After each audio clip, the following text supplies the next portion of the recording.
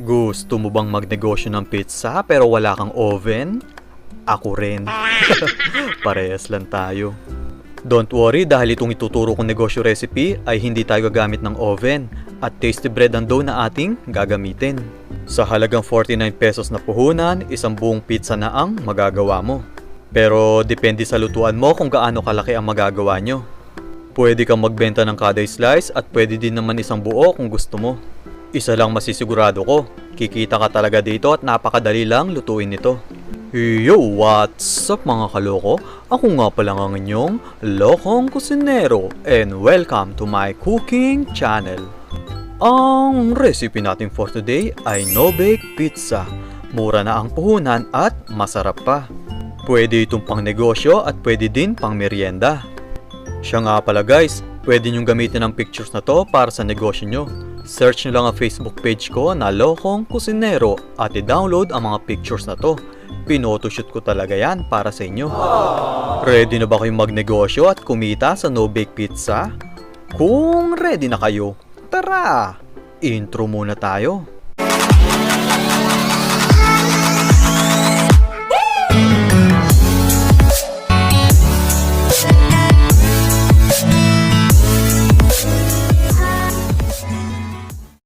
Kung bago ka sa channel ko, please click the subscribe button and the notification bell icon para ma-update kayo sa susunod nating mga video.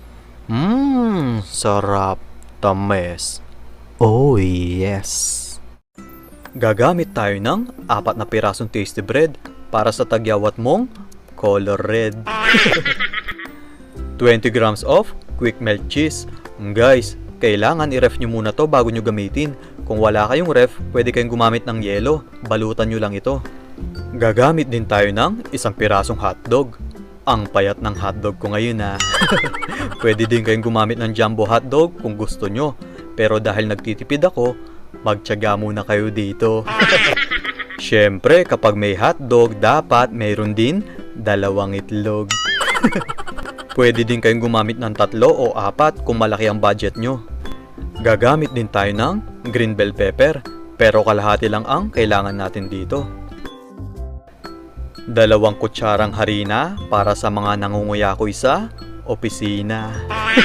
Mag-out na kayo, uy! 2 kutsarang banana ketchup, kaya itong ginamit ko guys kasi masarap masaya basta nutritious. Baka naman. 2 kutsarang mantika para sa pisngi mong hugis, bibingka. Ang complete list at presyo ng ingredients ay nasa dulo ng video.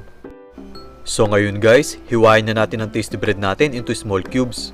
Mas okay kung yung pinakamurang brand ang bilhin nyo para mas makamura kayo sa puhunan. Ang target kasi natin, mura ang puhunan pero malaki ang kita. Heto na yung 4 na pirasong tasty bread. Next ay hiwain naman natin ang bell pepper, pero kalahati lang ang gagamitin natin dito. Yung 1 bell pepper kasi, pwede mong gamitin sa 3 pizza. Ganito dapat magiging itsura guys. Next, ilagay naman natin ang 2 kutsarang harina sa mixing bowl. Isunod na din natin ang 2 itlog. Kung malaki ang lutuan nyo, pwede pa kayong mag-add ng itlog. Tapos, ibahin nyo na lang presyo kasi mas malaki ang magagawa nyo. So, haluin lang natin ito mabuti para mag-combine ng mga ingredients. Tapos, nag-add lang ako dito ng konting tubig. Ilagay na natin ang hiniwa natin na tasty bread sa ating mixing bowl. Ito kasi ang magsisilbing dough ng ating pizza. Haluin lang natin ito mabuti at iset aside natin ng 10 minutes para mas lumambot pa ng todo ang tinapay natin. Para hindi sayang ang oras guys, ipirito muna natin ang hotdog. 1 kutsara lang ng mantika ang nilagay ko dito. Next, ilagay na natin ang hotdog. Mabilis lang maluto to dahil manipis lang. Pero kung madami ang ititinda nyo, pagsabay-sabay nyo lang ang pagpirito para makatipid kayo sa gas at mantika. Labag man sa kalooban ko guys, pero kailangan ko talagang hiwain ang hotdog ko. So, hiwain lang natin itong manipis para marami ang magawa natin at para hindi rin nakabukol sa ating pizza. Pwede din kayong gumamit ng cook ham, basta i-cut nyo lang ito ng 5 square. So, heto na ang isang pirasong hotdog ko. Ilagay na natin ang isang kutsarang mantika at painitin lang natin to dahil lulutuin na natin ang pizza. Guys, kailangan mahina lang ang apoy nyo para hindi agad masunog ito. Tapos, ilagay na natin ang tasty bread natin na may itlog. Spread lang natin to para mag-form ito ng circle shape. Lulutuin natin to sa loob ng 1 minuto. Basta kailangan maluto yung itlog bago natin baligtarin. So, heto guys, nabaligtad ko na to pero pinatay ko muna ang lutuan natin para hindi masunog.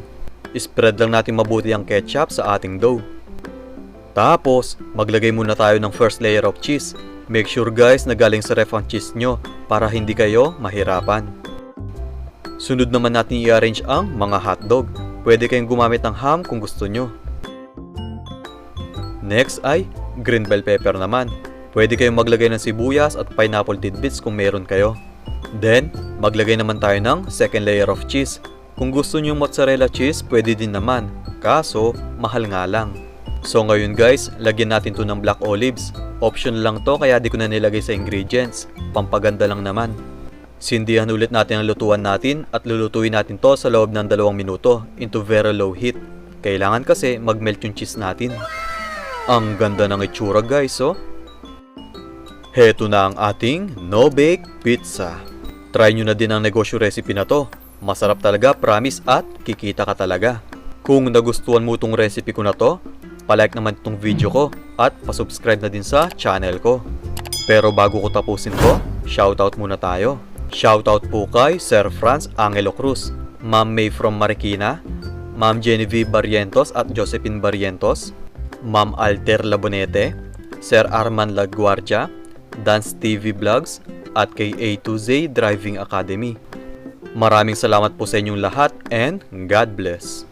Mga kaloko, heto ng complete list at presyo ng ating ingredients ng no-bake pizza. Bye-bye! Bye-bye!